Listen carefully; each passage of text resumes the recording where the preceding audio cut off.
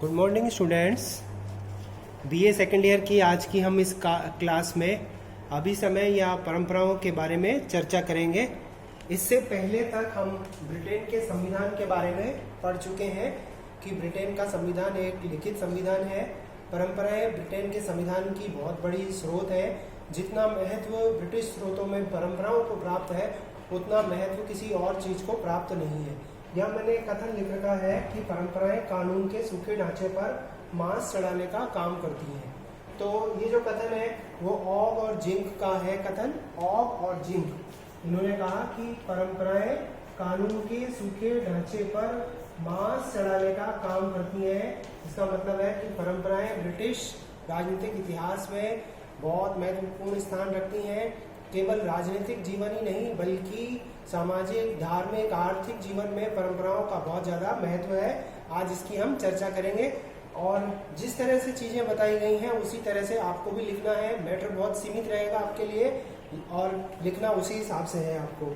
तो इंग्लैंड में जो परंपराएं हैं वो कानून का और संविधान का बहुत बड़ा स्रोत है। और ये भी आप पढ़ चुके हैं कि ब्रिटिश जनता जो है वो स्वभाव से रूढ़िवादी है और वो क्रांतियों को पसंद नहीं करती। 1688 की गौरवपूर्ण क्रांति इसका प्रमाण प्रस्तुत करती है। तो इंग्लैंड का संविधान विकास का परिणाम है। यह अंग्रेज जाति के सदियों पुराने रीति रिवाजों, परंपराओं, राजनीतिक व्यवहारों, मान्यताओं और उनकी समझ का परिणाम है, जिसमें कि परंपराओं का विशेष महत्व है। अभी समय शास्त्रीय भूमि की संज्ञा दी जाती है अभिसमयों को। अभी समय का क्या मतलब है? अभी समय है जिनका, अभी समय है जिनका मतलब अभी समय। इसका मतलब लंबे समय से ब्रिटिश इतिहास में जो नैतिक नियम चले आ रहे हैं, जब वो धीरे धीरे करके समाज में उपयोगी बनते जाते हैं तो ये परंपराएं स्थायी हो जाती हैं। और ब्रिटेन के संविधान के जन्म, जीवन और विकास की कहानी है अभी समय। ब्रिटेन के संविधान के जन्म, जीवन और विकास की कहानी है अभी समय। तो इन अभी समयों का अर्थ हम पढ़ेंगे आज। तो मैंने आपको बताया कि अभी समय का मतलब है अभी समय है जिनका जो नियम या जो नैतिक नियम लंबे समय से ब्रिटेन के जीवन में चले आ रहे हैं, ब्रिटेन के नागरिकों के जीवन में चले आ रहे हैं। वे नियम धीरे धीरे उन नियमों में जनता अभ्यस्त होती जाती है और वो नियम क्या बनते जाते हैं? उपयोगी बनते जाते हैं और वो धीरे धीरे ब्रिटिश पटल पर स्थायी होते चले जाते हैं।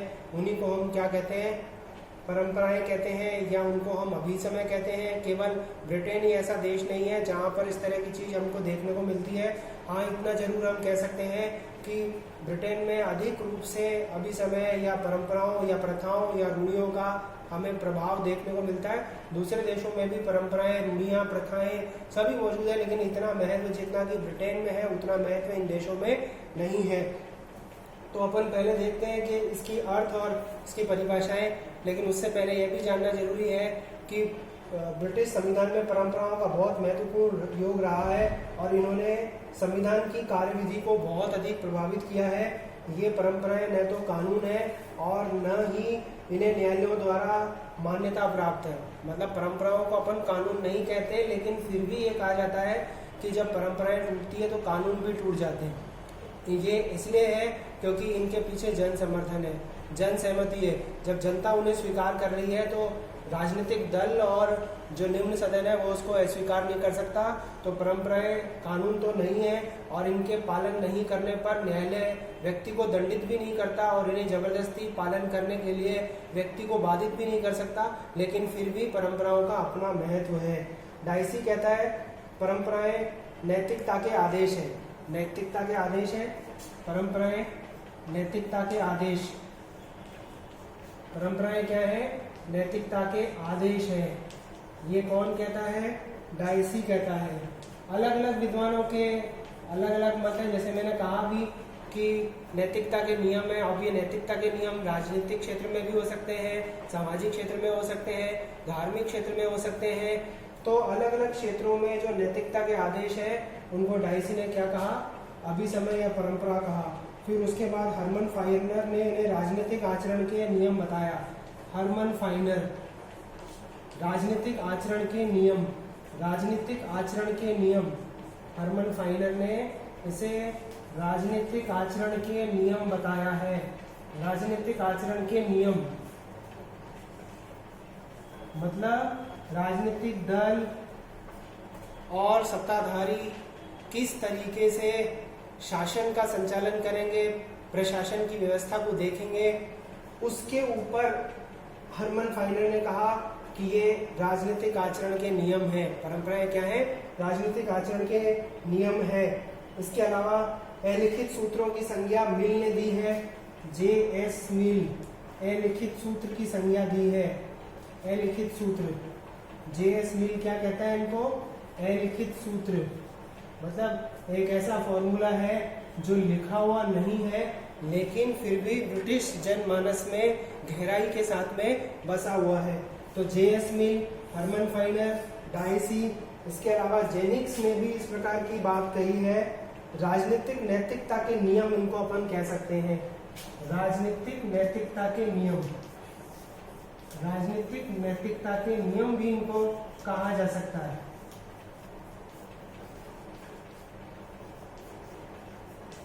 जेनिक्स ने भी इसी तरह की बात कही है, राजनीतिक नैतिकता के नियम।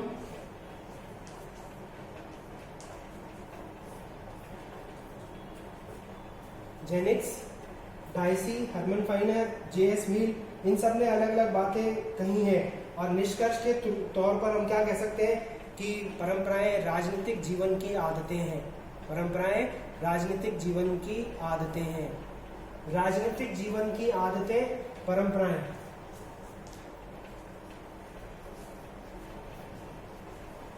राजनीतिक जीवन की आदतें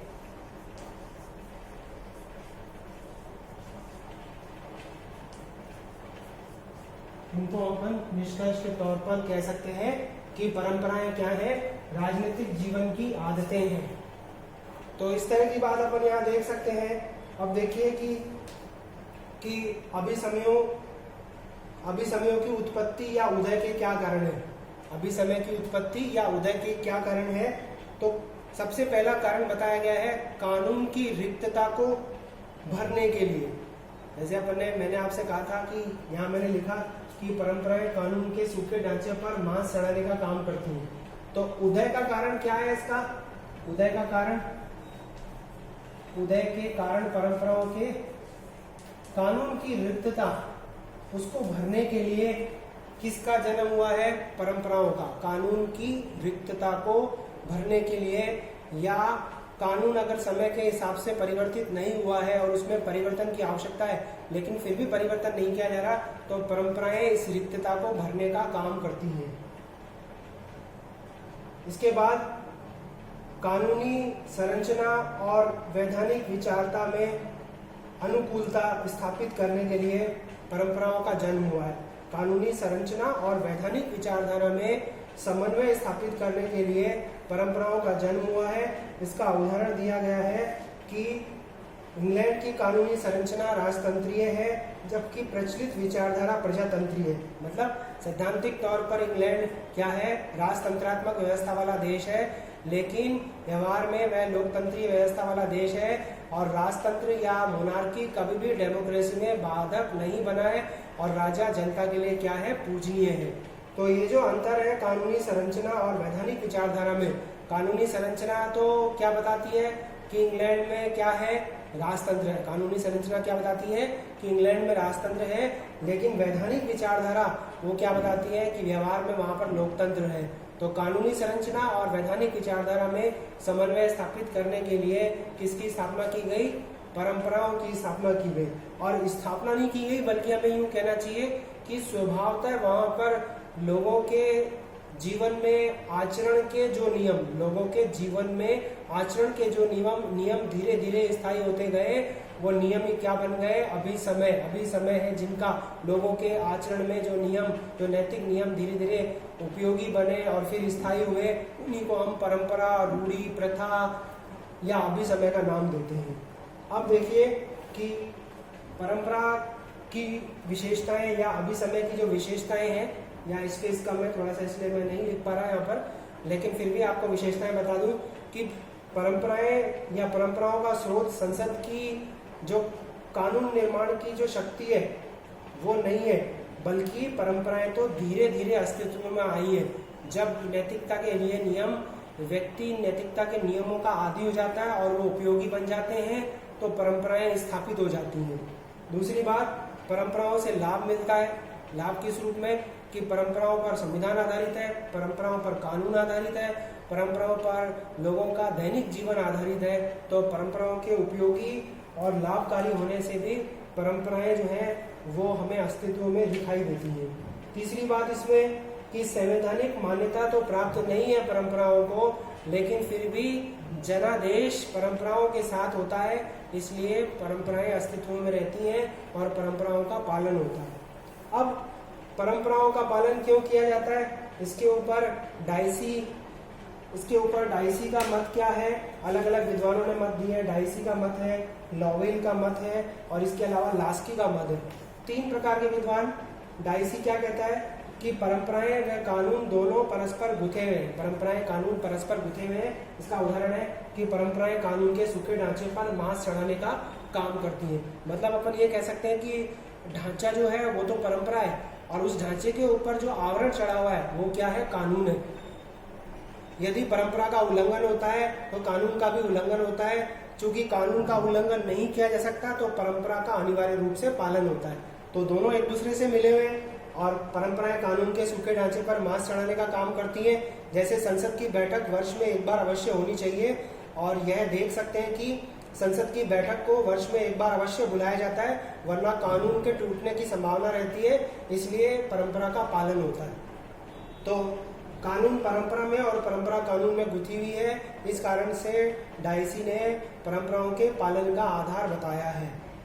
जैसे वर्ष में एक बार बैठक होनी चाहिए संसद की, तो वो बैठक होगी क्योंकि कानून है ये, और परंपरा ये है कि एक बार संसद का सत्र जो है वो आहूत किया जाएगा। तो दोनों एक दूसरे के साथ में जुड़े हुए। तो डाइसी इस रूप में बताता है कि परंपराओं का पालन होगा। अगर एक वर्ष में एक बार अगर सत्र नहीं बुलाया जाएगा तो न सिर्फ परंपरा टूटेगी बल्कि कानून भी टूट जाएगा। अब डाइसी के बाद में लॉवेल क्या कहता है कि संवैधानिक परंपराओं का पालन इसलिए किया जाता है क्योंकि लोकमत का समर्थन प्राप्त होता है। ब्रिटिश जनता स्वभाव से रूढ़िगत है, परंपरावादी है, इसलिए वो उसका क्या करती है, अनिवार्यतः पालन करती है। तो इसलिए लॉवेल कहता है कि चूंकि जनमत है परंपरा के पीछे, इसलिए उसका पालन होता है। लॉवेल के बाद में आप देखिए लास्की का मत क्या है। लास्की कहता है कि परंपराओं के पालन के 2 कारण हैं। पहला कारण है संवैधानिक सिद्धांत के ये अनुरूप है और संविधान के क्रियान्वयन में सहायक है। हम मंत्रिमंडल की बैठक की सभापतित्व से परंपरा को समझ सकते हैं।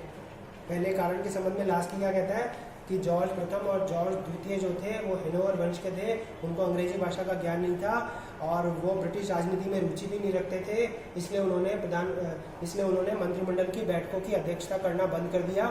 जिसके बाद मंत्रियों का जो प्रधान था, जो क्राउन का सर्वोच्च अधिकारी था, जो मंत्रियों का सबसे सीनियर था, उसने क्या किया, मंत्रिमंडल की बैठकों की अध्यक्षता करना शुरू किया और वहाँ से प्रधानमंत्रित्व काल की शुरुआत हुई और ब्रिटिश मंत्री वॉलपोल जो थे वो पहले प्रधानमंत्री बनाए गए।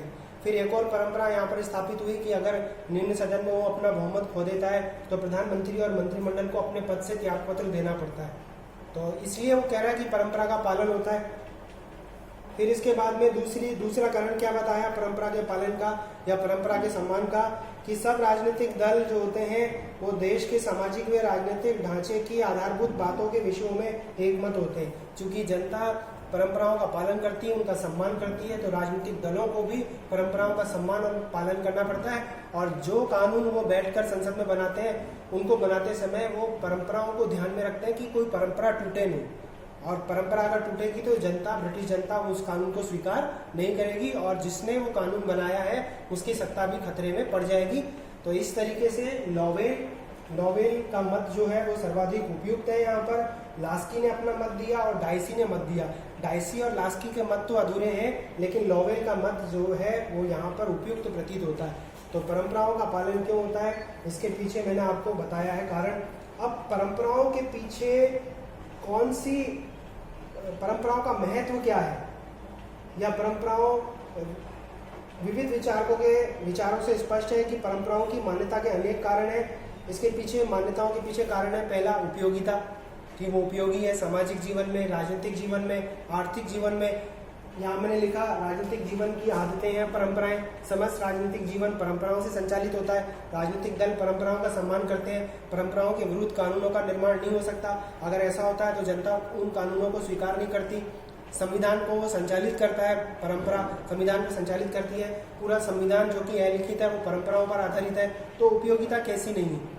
फिर उसके बाद जनमत की शक्ति होती है, इसलिए परंपराओं का पालन होता है, क्योंकि ब्रिटिश जनता स्वभाव से रूढ़िवादी है, इसलिए वो परंपराओं का पालन करती है।